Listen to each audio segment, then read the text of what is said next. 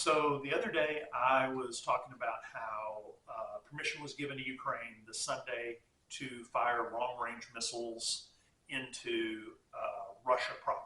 Okay, so here's an update on that. Ukraine did fire 6 U.S. missiles into Russia. 5 were taken down.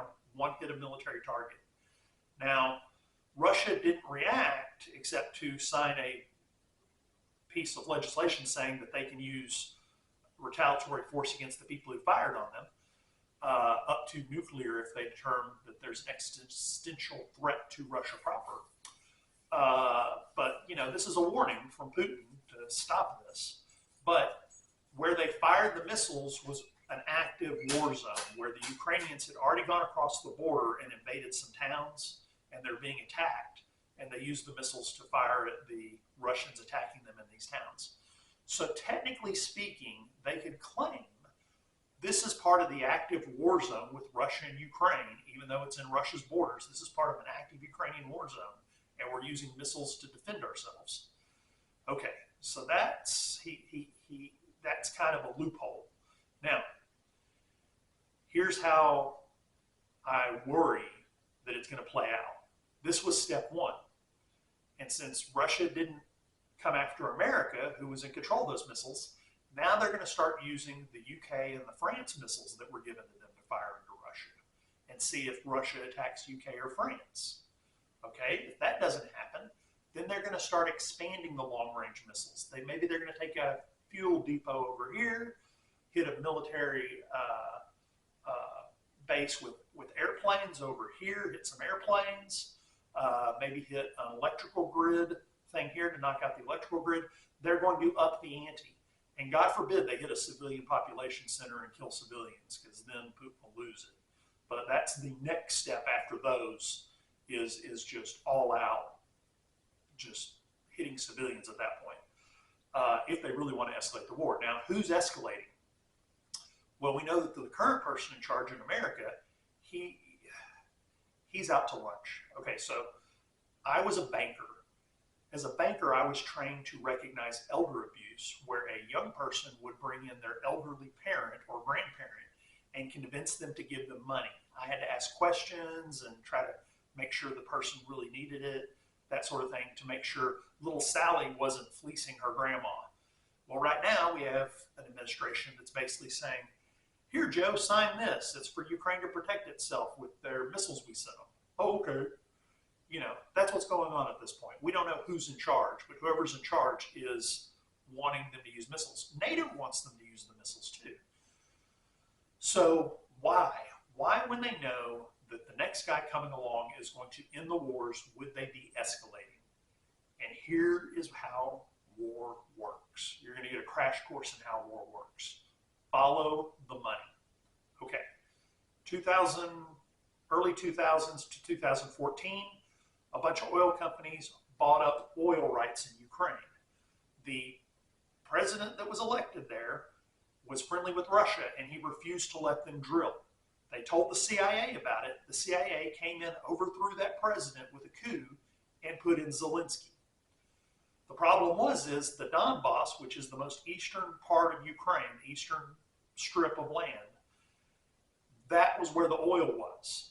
So, from 2014 to 2022, the Ukrainians were attacking the Donbass that split off from them because they wanted to take them over so that they could get these oil rights, retake that land. They made it so bad, the Russians had to come in and protect the people in the Donbass, which also helped Russian interest because it gave them a connection to Crimea they had already taken over. But that entire area is Russian, speaks Russian, and wants to be part of Russia.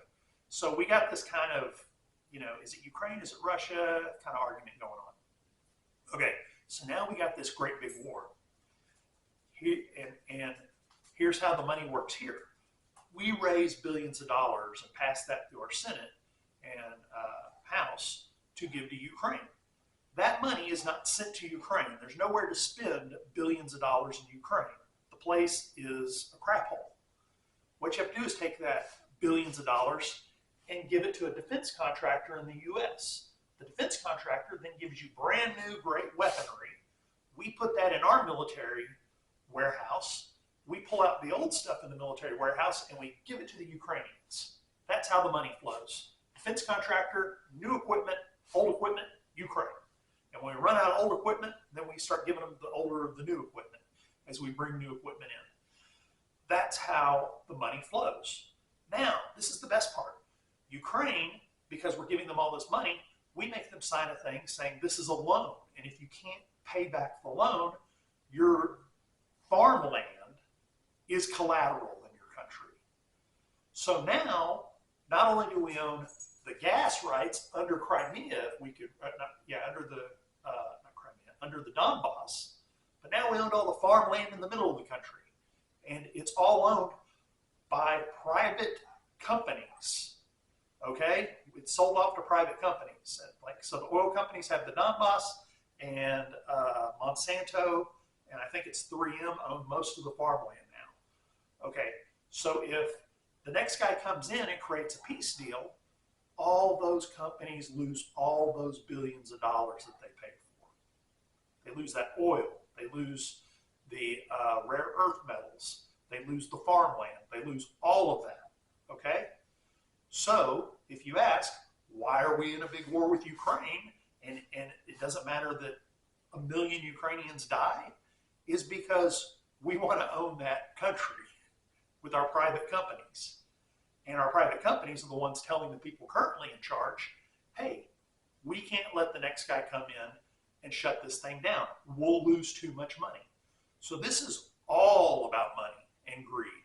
Not both parties, but mainly the main party in power right now, they're getting all sorts of kickbacks. They're getting all sorts of lobbyists. They're making money hand over fist over this war. There's a great book called War's a Racket, and it describes how the military-industrial complex and the government are so tied together to make war and blood money for each other. Okay. So now we have to worry about what does Russia do in retaliation as they start ramping up this and start hitting more and more targets inside Russia. Putin probably can take that as long as he knows the next guy's coming in. What Putin can accept is if, as things escalate, let's say he's attacking harder back on Ukraine, they hit some stuff, hit some important stuff.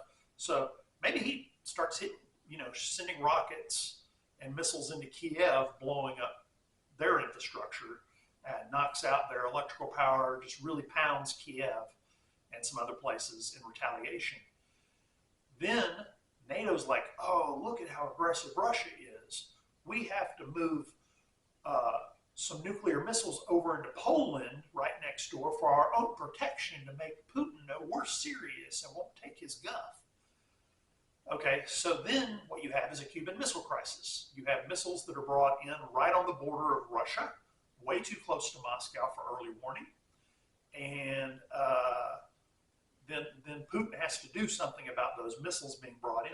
So we're just going to sit back and watch, but I guarantee you, they're going to escalate with these long-range missiles.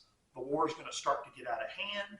They're going to start up this rhetoric about we have to protect ourselves and NATO has to stand against Russia and we have to move more assets over in case Russia invades. And something as Americans you probably don't know is all these countries over like Sweden and Finland and the UK and France, they've all told their populaces to be ready for war, to get ready for war. They're planning on a big war with Russia in Europe is what they're warning their populations about. And this is all over land and money in Ukraine, a crap hole country. We don't care anything about their people in there.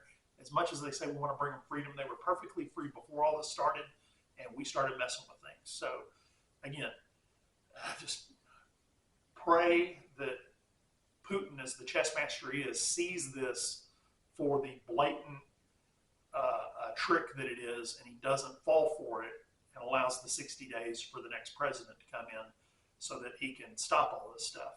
But I'm afraid the powers that be, the people in control of the money who own the politicians currently in charge, are most likely going to keep escalating until they push him over his edge and get him to respond in a way that, and maybe their whole plan is start a giant war over there, have him do something to us, like, I don't know, an EMP or something, and or they hit us themselves and say it was Russia's fault. I wouldn't put it past this group as a possibility.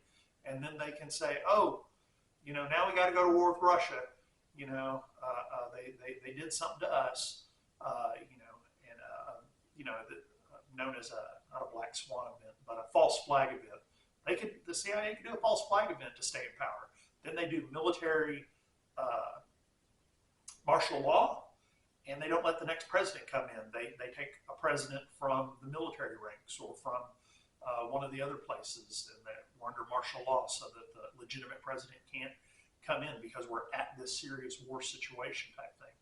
I don't know. We're just going to have to wait and see. I hope to God I'm wrong. I hope that they stop shooting the missiles and they just let things ride for the next 60 days and we're able to have peace.